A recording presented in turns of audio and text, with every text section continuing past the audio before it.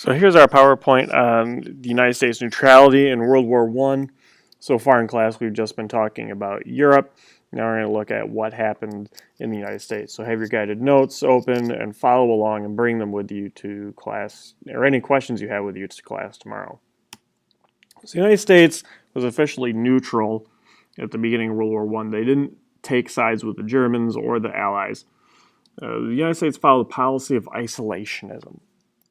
And isolationism is the idea behind it is to not get involved in the affairs of other countries, to be isolated from the rest of the world. The idea of this goes all the way back to George Washington in his farewell address, the last speech he gave as president, in which he warned against getting involved in the entangling affairs of Europe. And these entangling alliances is what caused the war in the first place. But privately, though, Wilson and many Americans leaned toward the Allies, mostly because of concerns of German tactics, invading neutral countries, using poison gas as a weapon. And it was also easier for businesses to trade with the Allies. If you look at a map, Germany and Austria-Hungary, they're in the middle of Europe. There's not really an easy way to get there. But England and France, they're on the coast of the Atlantic, so it's very easy for ships to get there and get in and trade with them. So there was a lot of shipment of goods between the United States and the Allies, as well as a lot of money.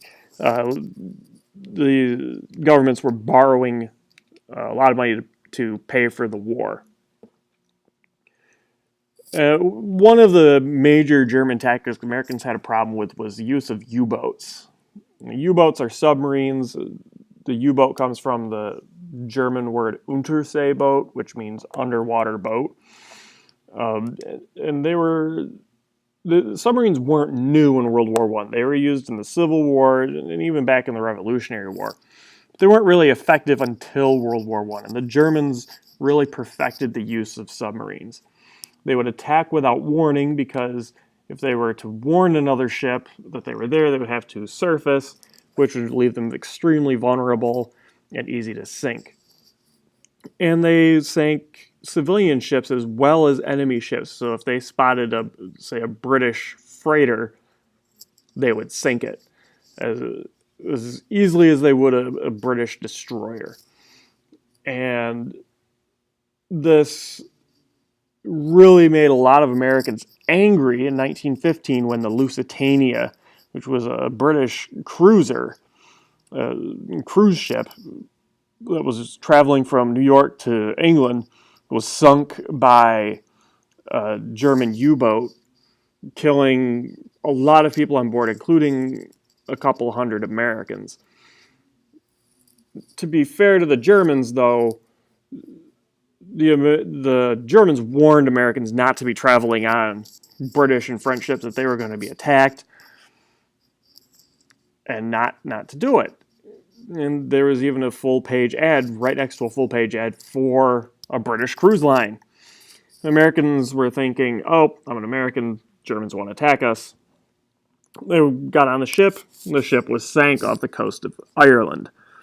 The ship was carrying ammunition and supplies for the war, which technically does make it a military target, but Americans were very upset. They were neutral, and President Wilson put a lot of pressure on Germany to end unrestricted submarine warfare, which is basically Germany attacking anything and everything. So Germany issued the Sussex Pledge. They said they will not sink merchant ships, i.e. civilian ships, without giving them warning. They would make provisions to care for survivors, because before this pledge, survivors of U-boat attacks were left on their own. They didn't have really any way of taking on any survivors, so they were left to be on their own. Germany, though, saw the United States as being an economic ally to Britain and France, because we were loaning them money, not loaning Germany any money. We were trading more with the Allies, and this just wasn't working for Britain.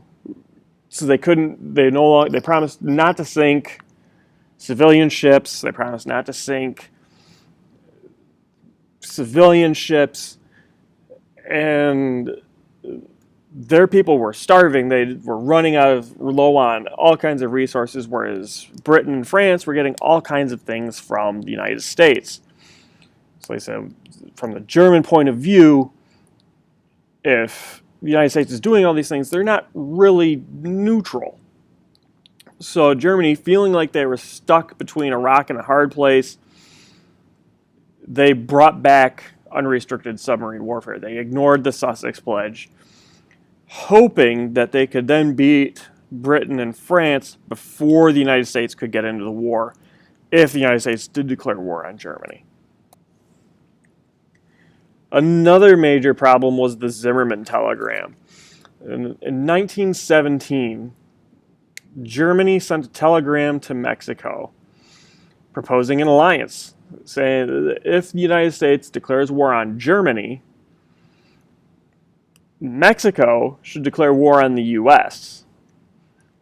And when Germany and Mexico win, the entire southwestern United States could be given back to Mexico.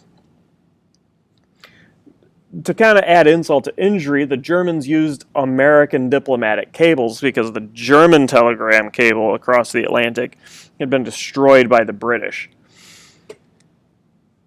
The idea with this was, with Mexico declaring war on the United States, that would keep the United States busy in North America, and the United States would not be able to send soldiers to help the British and the French against the Germans.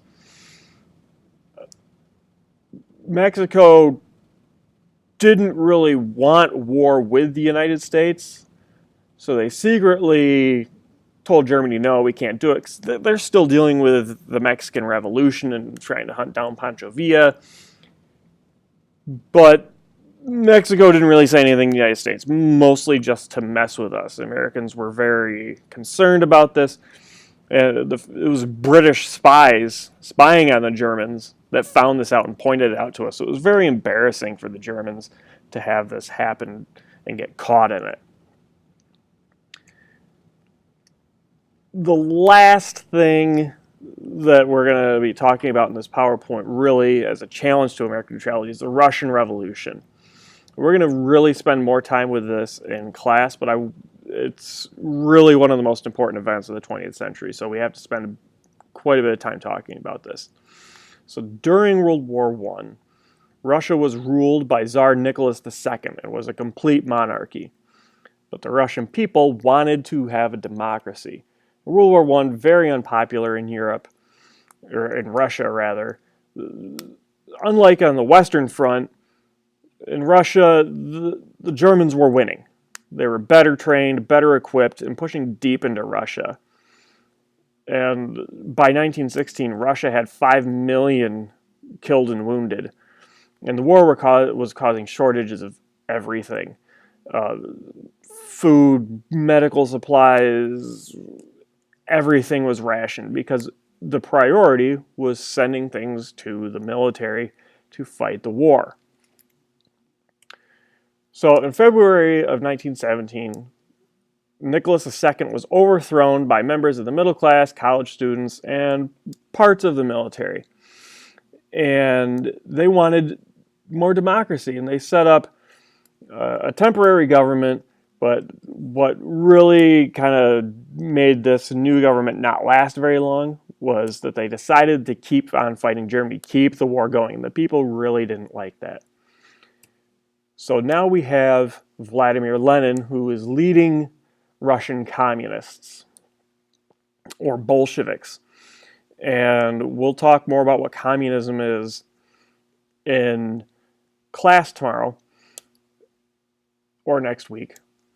But Lenin leads a revolt against this temporary government in October, and now Russia is fighting a civil war with communists against non-communists. And this is at the same time that Russia is also fighting a war against Germany. So the The communists end up winning the Civil War. Lenin signs a separate peace treaty with Germany.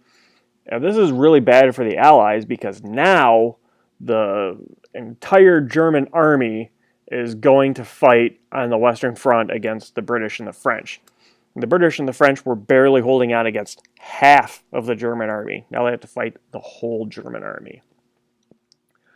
So lastly, to wrap things up, the Germans' use of submarine warfare, sinking everything that they can see, the Zimmermann telegram trying to get Mexico to go to war with the United States, and the surrender of the Russians, these three things really push President Wilson to ask Congress to declare war on Germany on April 6th, 1917, and the United States goes to war. This is pretty ironic since Woodrow Wilson was just re-elected in 1916 by saying that he's kept us out of the war. Less than 5 months after being inaugurated president for his second term, Wilson asks Congress to declare war. So make sure that your guided notes are all filled out. Bring any questions to class, and I'll see you then.